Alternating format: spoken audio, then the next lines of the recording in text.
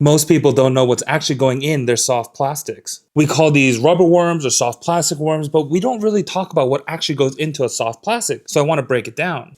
First off, we have our plastisol or PVC soft plastics, and that's going to be worms just like our classical Senko from Gary Yamamoto. The reason why they're called plastisol or PVC is actually because they're made out of this kind of PVC. I may not be 100% on this, so bait makers in the comments correct me on this, but when you melt down PVC and then add a plasticizer to it, what it does is takes those little molecules of PVC and suspends them in a liquid form or a soft rubber form, which allows these hard PVCs to become nice and soft worms that get a nice action. And then we have TPE or elastomers, thermoplastic elastomers, like the Z-Man stuff that made them very popular. As you know, these are super stretchy. They don't rip really easily. But TPE is a very different kind of material from PVC. It's treated in a different way. And generally, the biggest difference here is that TPE on its own is actually pretty buoyant. They'll actually float on its own while our PVC or classic rubber worms, as you may call it, sink on their own. And finally, we have our last kind. That's going to be silicone. Silicone is super resistant to heat.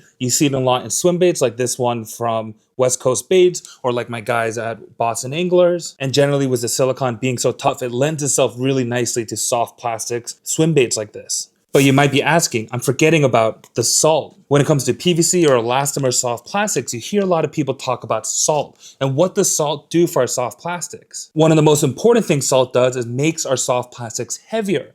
We can control the rate of fall on our soft plastics to get that sink rate faster. So like a Senko is really well known for being super salty. And you know, Senkos sink really easily and are super heavy. And you can cast them really nicely, even weightless. But also when a bass bites this lure, some of that salt comes out and they can taste it and helps them feel that flavor but hold on to it. And finally, something that people really don't mention is actually the more salt you add to a soft plastic, it's actually creating these little holes in that rigid rubber and it makes it a lot softer. That's why the Senkos, the old Senkos at least, have such a nice wiggle on the fall. And the reason why I say the old Senkos, so the Senkos that came in this bag, are very different from the Senkos that came in this bag. But that's a different conversation for a different day. However, the more salt you add to a plastic, it creates those small little holes. Your soft plastics become a lot weaker.